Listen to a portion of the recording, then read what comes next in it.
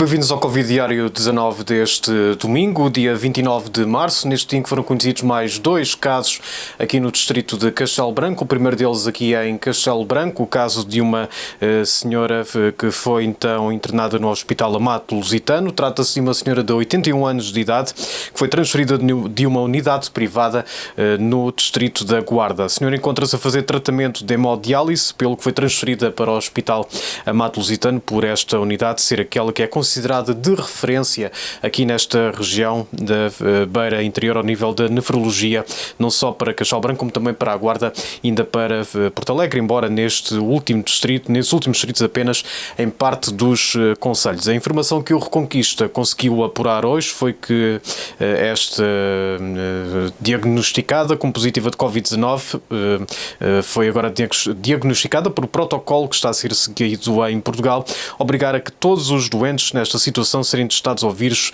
do novo coronavírus que teve origem na China. Relativamente ao primeiro doente internado em Castelo Branco, o Reconquista apurou que o mesmo encontra-se estável na unidade de cuidados intensivos do Hospital Amato Lusitano. A diretora clínica disse ao Reconquista que o doente está a ser ventilado pela simples razão de que uma ventilação precoce está a ser recomendada em termos de tratamento, por a mesma permitir uma melhor abordagem clínica, o que facilita também uma recuperação mais rápida e eficaz. Vou ler então essa citação de Eugénia André hoje ao Reconquista. Eugénia André, que lembra que temos ainda vários exames pendentes, mas até à data são estes os únicos casos de internamento no nosso hospital. Estou a citar a diretora clínica do hospital da Unidade Local de Saúde de Castelo Branco em declarações ao Reconquista. Há então esses 2 casos aqui no Hospital Amato Lusitano, 2 casos que no entanto vieram de fora. Recordo que o primeiro deles de um morador na zona de Lisboa, que no entanto tem raízes familiares numa união de freguesias do concelho de Proença Nova, que acabou por recorrer ao Hospital Amato Lusitano, e este caso desta senhora que teve de ser transferida então por outras razões também da Guarda. Entretanto, soubemos já esta noite que há mais um caso também registado na Covilhã. Trata-se de um homem de 37 anos, que é do concelho da Covilhã. São as informações escassas que se sabem para já, que foram confirmadas pelo Presidente da Câmara Municipal da Covilhã. Recordo que foi na Covilhã, aliás, que se deu a notícia do primeiro caso aqui no distrito de Castelo Branco. Há cerca de uma semana, um motorista que circulava nesta zona e que acabou por recorrer ao hospital da Cova da Beira, na Covilhã, e para ser tratado então ao Covid-19. Este é, portanto, o ponto da situação aqui no distrito de Castelo Branco, que o Reconquista continua a acompanhar par e passo. Dizer também que em Portugal o número de mortos registados pela Direção-Geral de Saúde é este domingo de 119, isto de acordo com os dados que foram revelados hoje ao final da manhã. Já depois deste boletim foi conhecida a morte de um jovem de 14 anos em Santa Maria da Feira. Ao todo, há neste momento 38.042 casos suspeitos, 5.962 confirmados e 26.572 suspeitos que acabaram por dar negativo. 5.508 aguardam resultados dos testes. O número de casos recuperados é de 43. Segundo a Direção-Geral de Saúde, 17.785 pessoas estão em vigilância e em contacto com as autoridades de saúde. Sabe-se também que há 486 doentes internados e destes 138 encontram-se em cuidados intensivos. Temos também o olhar à Espanha, aqui à vizinha Extremadura, onde há 1.456 casos positivos, mais 62 do que ontem. Espanha, aqui na Extremadura, que já chegou à cifra dos 100 mortos, mais 12 do que ontem. Há 41 doentes em cuidados intensivos, 51 que já estão curados e também 313 hospitalizados. 992 encontram-se em isolamento na Extremadura e há 239 profissionais de saúde contagiados. Também um dado importante neste dia na Extremadura espanhola, há uma importante descida do número de novos casos, que passou de 163 para 62, de acordo com a última contagem do prazo de 24 horas. Estes são, portanto, os dados que nos chegam da Extremadura espanhola, e está feito o panorama então de Portugal, também deste distrito ainda da vizinha Espanha. Falar também de um assunto que marcou o diário de ontem, o cancelamento da Romaria da Senhora de Mércules, e isto depois também já saber que estava cancelada a Senhora do Almortão. O Reconquista soube hoje que o Parque de Penamacor também já comunicou o cancelamento da Romaria de Nossa Senhora do Incenso e também de Nossa Senhora do Bom Sucesso. A Senhora do Incenso que acontece na segunda-feira a seguir à Páscoa, a Senhora do Bom Sucesso que acontece no segundo domingo depois da Páscoa e é por tradição muito frequentada por espanhóis, já que a ermida fica talvez cerca de menos de 30 km da fronteira ou da primeira localidade, Valverde del Fresno. Dizer que a paróquia de São Miguel da Sé, tal como já tinha dito, anunciou ontem o cancelamento da Romaria de Nossa Senhora de Mércules. Esta manhã, o pároco insólido de São Miguel da Sé explicou ao Reconquista as razões que levaram a esta decisão. Adiámos tanto quanto podíamos adiar, mas a um mês do dia da Senhora de Mércules chegámos à conclusão inevitável de que, pelo menos para a parte de feira, digamos assim, divertimentos, restauração, não podíamos realizar pelo ajuntamento que significa e não podíamos demorar mais a dar esta notícia porque, sobretudo, a parte da restauração implica investimentos grandes, porque as pessoas não têm as coisas em casa que vão lá vender, não é? Compram para montar os restaurantes e, portanto, não podiam comprar, não podíamos fazer isso e por isso é que saiu ontem, um mês antes, embora tínhamos esperança de fazer alguma coisa e a esperança é a última a morrer, mas a festa, como a temos feito nos últimos anos, não acontecerá de certeza. A certeza que tenho é que para o ano será melhor do que sempre, porque depois de um ano sem festa, com certeza que a Nossa Senhora nos há de ajudar a fazer a melhor de sempre em 2021 para compensar a não festa de 2020.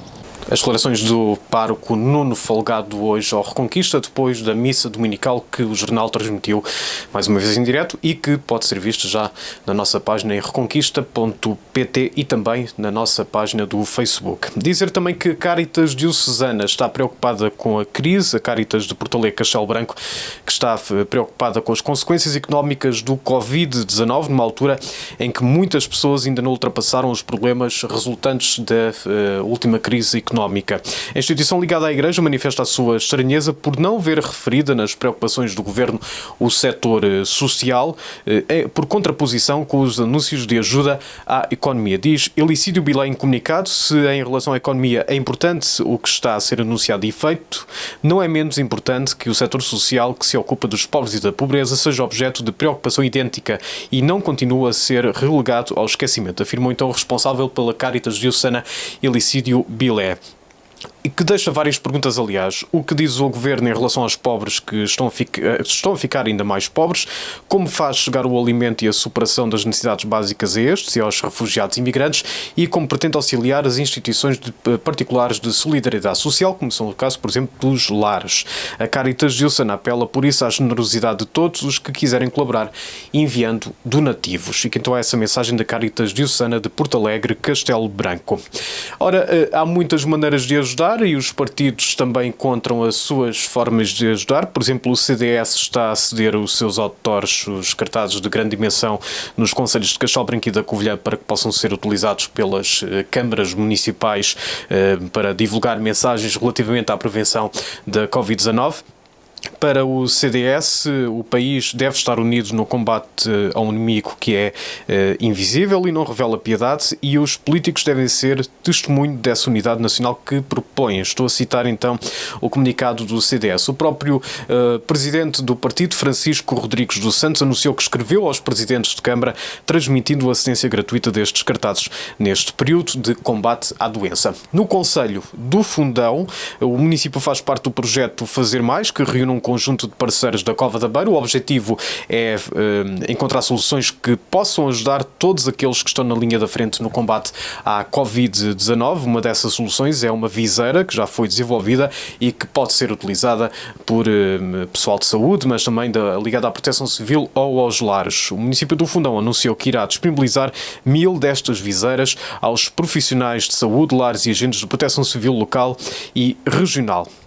Este trabalho resulta de uma parceria com o Fab Lab Aldeias do Xisto, que durante esta fase estará ao dispor para desenho e prototipagem de soluções que se mostrarem necessárias. Este projeto reúne empresas, também a Universidade da Beira Interior, a Associação Académica desta Universidade, o Centro Hospitalar Universitário da Cova da Beira e a Junta de Freguesia do Tortozendo, mas tem as portas abertas a quem se quiser juntar. Entretanto, a Associação Protetora dos Diabéticos de Portugal garantiu que não há ruptura da disponibilidade de insulina no país, garantia que também foi dada pela Autoridade do Medicamento, o Infarmed, é esta mesma associação. Esta garantia surgiu depois de notícias que apontavam para essa quebra no estoque de insulina. A associação já tinha recomendado no início desta semana, perante a declaração de estado de emergência, que todas as pessoas com diabetes deveriam ter em casa medicação suficiente para 2 meses. Entretanto, criou também uma linha de apoio ao diabético, é gratuita, o número é o 21 381 61 61 e funciona por agora entre as 8 da manhã e as 8 da noite.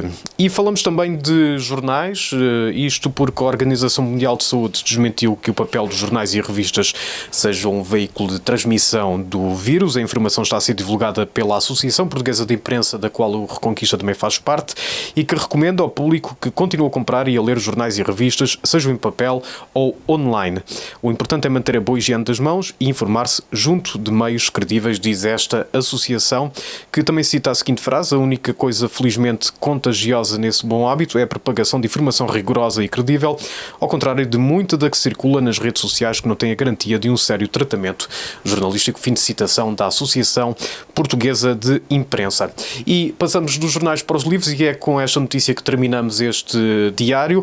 Na freguesia de Três Povos, no Conselho do Fundão, na União de Freguesias de Três Povos, esta freguesia está a levar livros ao domicílio dos seus habitantes. A Junta tem cerca de 300 obras dos mais variados temas e autores portugueses e estrangeiros da Biblioteca de Maria Cerdeira, que foram doados à freguesia por Henriqueta Rodrigues. Ora, para quem quiser ler, pode contactar a Junta e combinar com esta a melhor forma de entrega, obviamente dentro de todas as recomendações de segurança que esta situação acaba por exigir. E esta é a última informação deste Covid-19 diário de fim de semana, deste domingo. Voltamos amanhã, segunda-feira, com o Zé Júlio Cruz, a partir da redação do Reconquista.